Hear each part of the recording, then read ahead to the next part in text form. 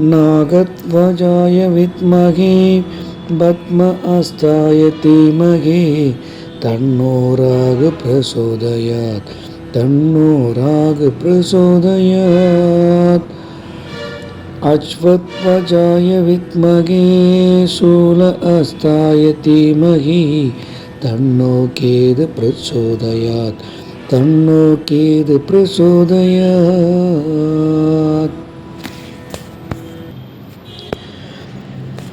அனைவருக்கும் விசாகா சேனலின் அன்பு வணக்கங்கள். அதாவது நம்ம ராசி கட்டத்தில் அந்த 12 கட்டங்களில் ராகு கேது சில கட்டங்களில் வந்து நம்ம ராகு கேது வந்தால் நமக்கு வந்து ராகு கேது தோஷம் அப்படின்னு சொல்லுவாங்க. அதை ஜோசியிட்ட கேட்டு தெரிஞ்சுக்குங்க. இந்த ராகு கேது தோஷம் உள்ளவங்களுக்கு என்ன ப்ராப்ளம்னா, அவங்களுக்கு வந்து கோபம், அவங்களோட ஒரு எப்படி சொல்லலாம், ஒரு கட்டுக்கடங்காத ஒரு லைஃப்பை வந்து வாழ்வாங்க அவங்க ராகு தோஷம் உள்ளவங்க. அப்போ வந்து அவங்களுக்கு வந்து என்னென்னா, அந்த வீரியம் வந்து 30 வயசுக்கு இருக்கும். 30 இயர்ஸ் தாண்டினதுக்கப்புறம் ஆட்டோமேட்டிக்காக ராகு ஜோஸ்டோடைய அந்த வீரியம் வந்து குறைஞ்சிட்டே வரும். திருமண தடை ஏற்படும், திருமணம் சீக்கிரம் நடக்காது.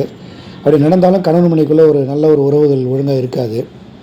ஸோ இதெல்லாம் நம்ம வந்து சரிப்படுத்தணும்னா, ராகு காலத்தில் துர்கைக்கு வந்து விளக்கு போட்டு வழிபட சொல்லுவாங்க. தினமும் ராகு ஸ்லோகனை சொல்லிகிட்டே வரணும்னு சொல்லுவாங்க.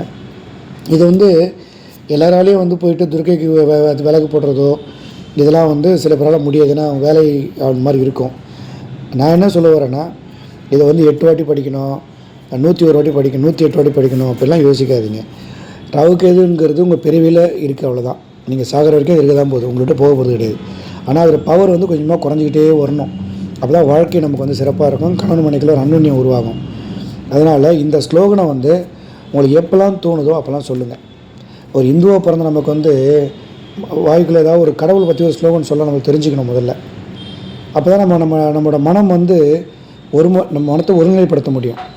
ஸோ ரொம்ப ஒரு கோபம், ரொம்ப ஒரு சோகம், உங்களை அறியாமல் உங்களுக்குள்ளே வெறுப்பு வரும்போது இந்த ஸ்லோகனை நீங்கள் மனசுக்குள்ளே சொல்லிக்கிட்டே வாங்க. ஆட்டோமேட்டிக்காக அது உங்களை விட்டு குறைஞ்சிட்டே வரும். ஸோ நம்புங்கள், நல்லதே நடக்கும். இந்த ஸ்லோகனை நீங்கள் அனைவரும், அதை ராகுகேது பயிற்சி, ராகுகேது பிரச்சனை உள்ள எல்லாருமே இந்த ஸ்லோகனை வந்து சொல்லி பயன்பெறுமாறு கேட்டுக்கொள்கிறேன்.